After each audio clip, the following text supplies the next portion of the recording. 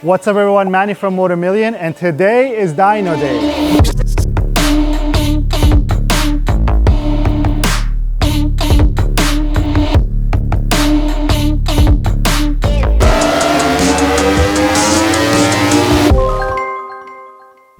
What's up everyone? As you can see, I'm on the 60th anniversary R1, and if you haven't watched a walk around of this bike, I strongly suggest that you do, because it's not just any other 60th anniversary.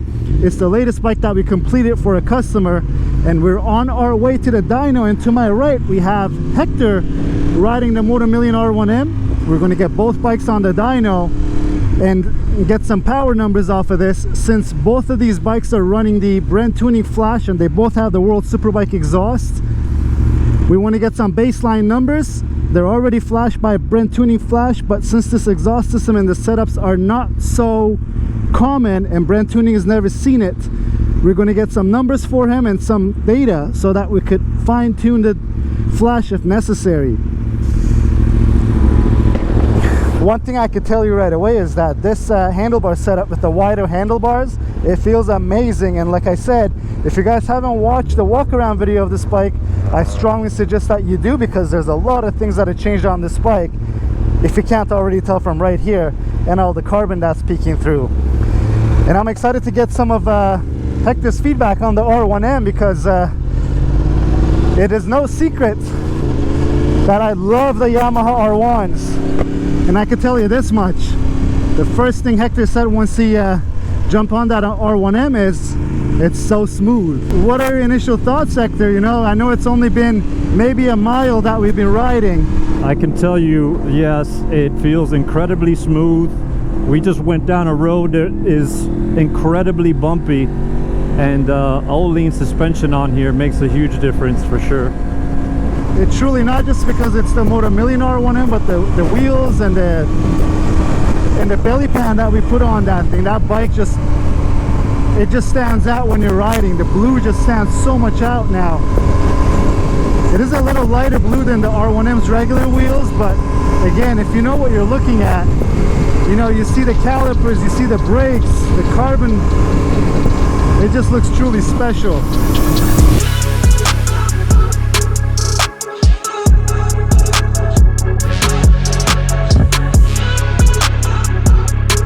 So guys, here we're at the dyno.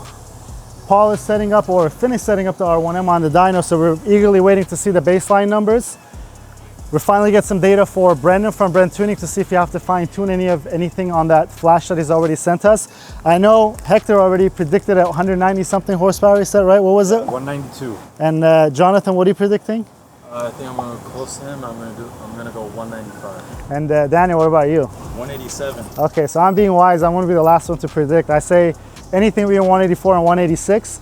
But let's see some of these dyno runs, and then we'll report back with the numbers, guys.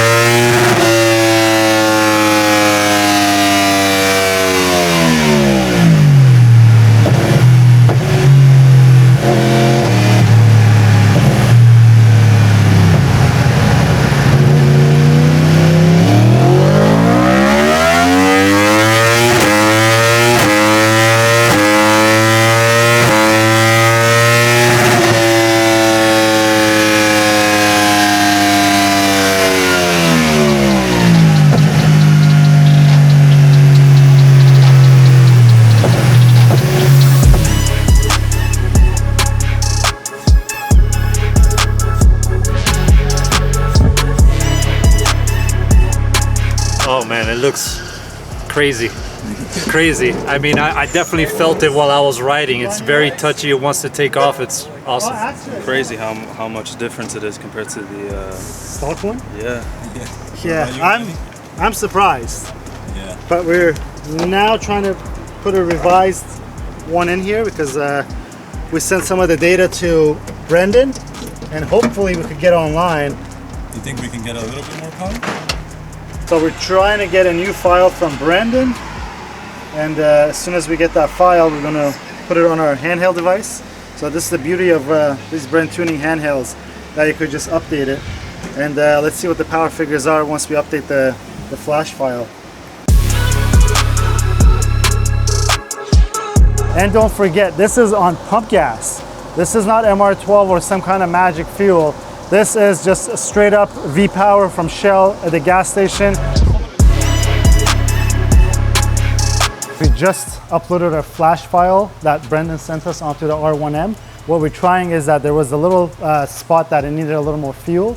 So Brendan added that to the file, but we also changed the actuation of the velocity stacks that we have in there. We moved it 2000 RPM higher just to see what it does. So let's run this thing and see the results.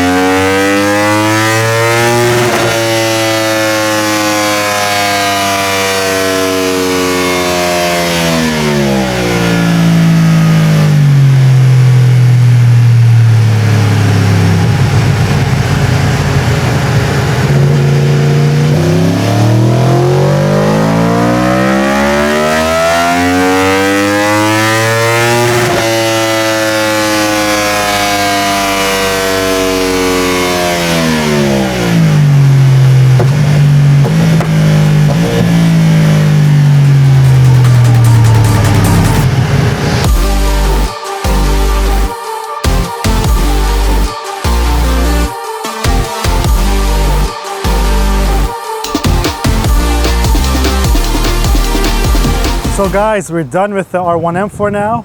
As you saw, we tried some different flash files and adjusted the fueling. The number is amazing, 198.4 with pump gas. It's not even race gas, which is insane. And let me show you something. It is super humid today. It's at 77% humidity. It's right here. Yeah. So that's an insanely good number. We really didn't know what to expect. That's why I was shooting for a lower number, just because sometimes expectations lead to disappointment, and I don't want to be that guy. But now the R1 60th anniversary is on there. It has the same exact mods except the velocity stacks. So what do you think it's going to do? I think it's gonna do 185. 185. What do you say? 190. 190? Mm-hmm. I'm going to go with, the bike is still new, so the engine is not so broken in. The R1M has about 240 miles on it, while this bike, I think it's still at 10 miles. I want to go with 194. And what are you saying, Daniel? I think 191. Okay, so let's see who's right.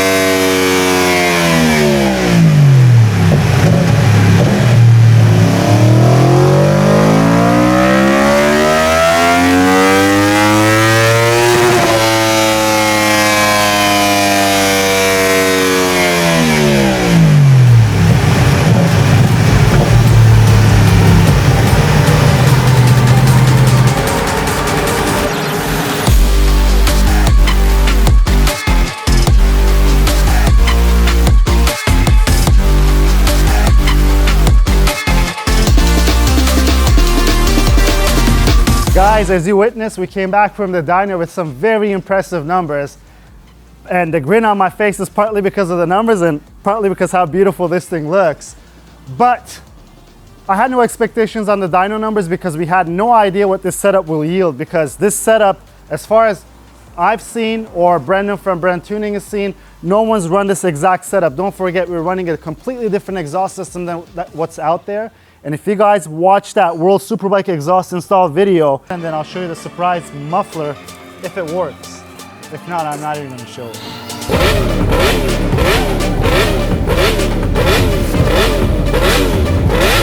Maybe, we'll see. This exhaust is quite different even from the Evolution model, which is a top of the line consumer model that's available from Akrapovic. And the dyno doesn't lie in this case, because we did a baseline figure on this bike and it's consistent with whatever that's been out there. You know, it was 168 to 169 horsepower baseline, unflashed, completely stock bike. But going back, you guys are probably wondering what this bike did. This bike did 198.8 horsepower, which is amazing.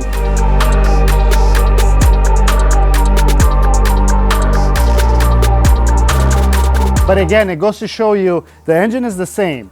An R1 and an R1M has the same engine. The only differences between these two bikes are the velocity stacks, and that's why we took both the bikes, because we wanted to see how the velocity stacks are affecting this bike. Don't forget, it has the World Superbike velocity stacks that we installed.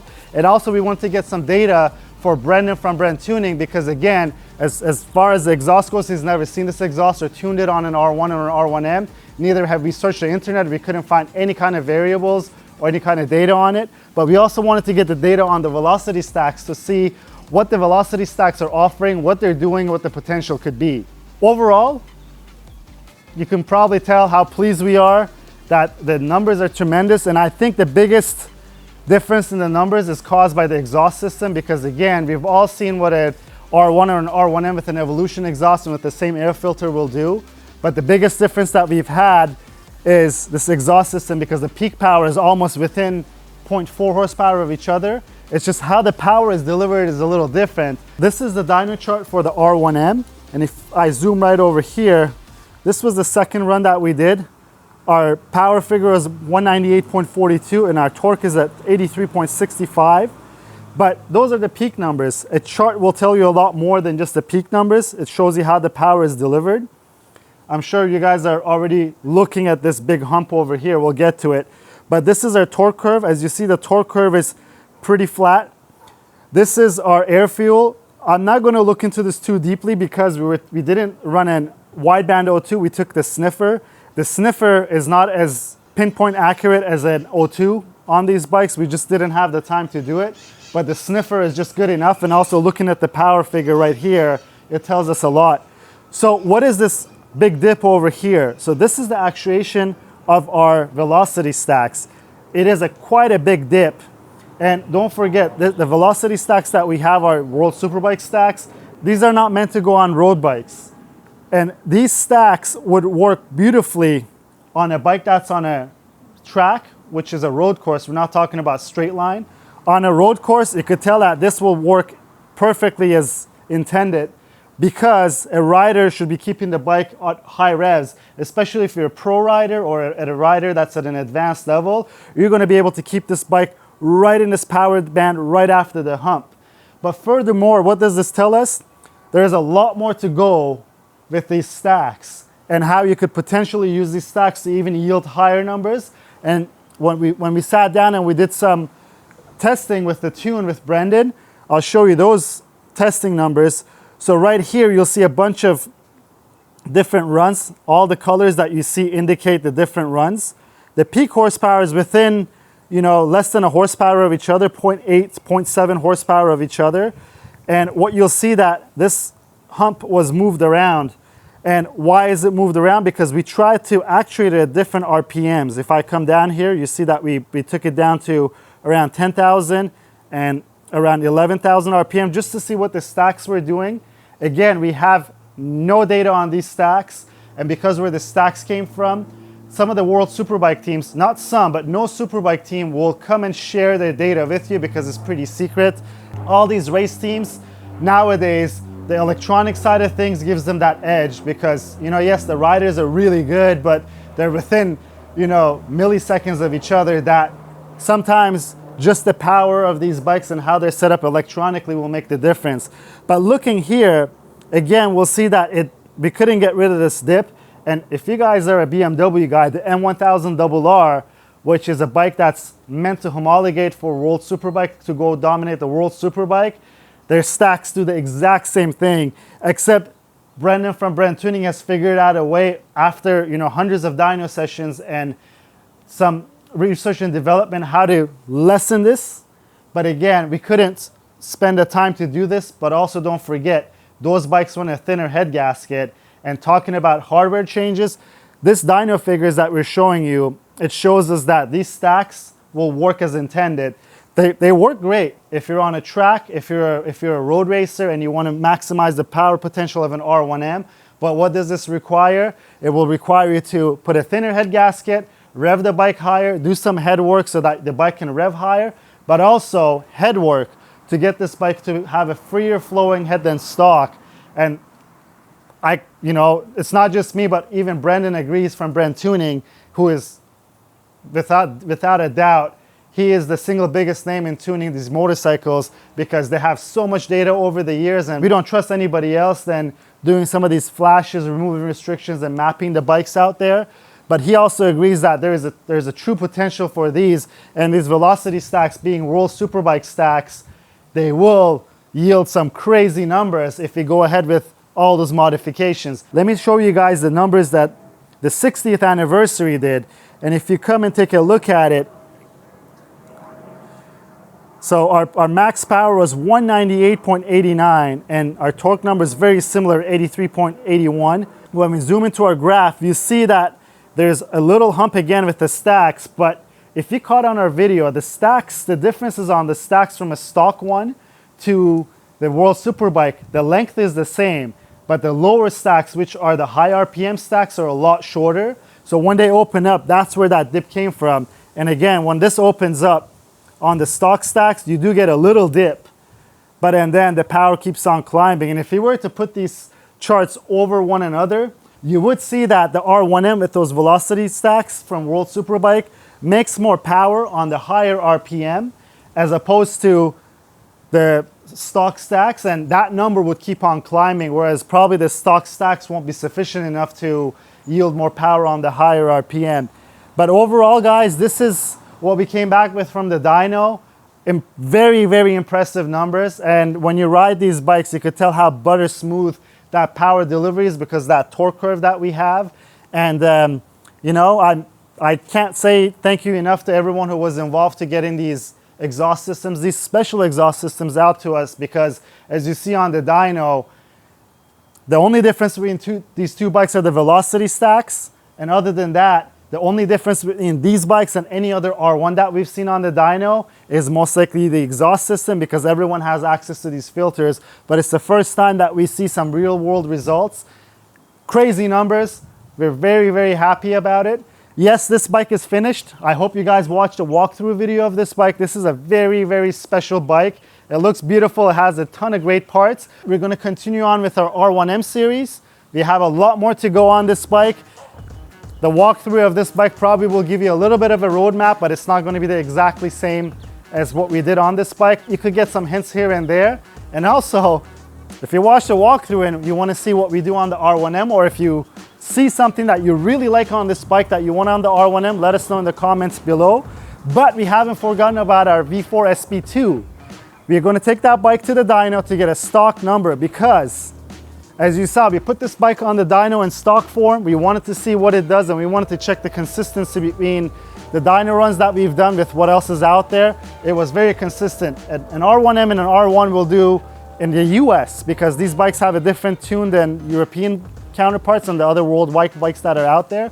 It'll do about mid to high 160s, and the delta was huge, as you guys saw. And we backed it with two bikes on the dyno, two different bikes, extremely similar setups. It's about 30 horsepower gain, and that goes to show you how well that flash works from Brendan from BrenTuning. But also, big credits to this World Superbike exhaust system. So once we get that SP2's baseline figure, we're gonna put the Akrapovic exhaust on there.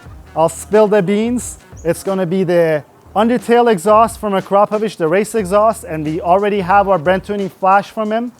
We're going to be flashing the bike. Once we have that installed, then we'll go back on the dyno so that we can see the power differences. Other than that, I hope you guys enjoyed this video. I hope you guys appreciate the time and effort that my team has put into having this dyno done, and everyone that was there to help us. I really want to thank everybody about this. As always, if you liked the video, please give it a thumbs up. If you have any questions or comments about what you've seen, leave it in the comments down below. Until next time, guys, have a great one.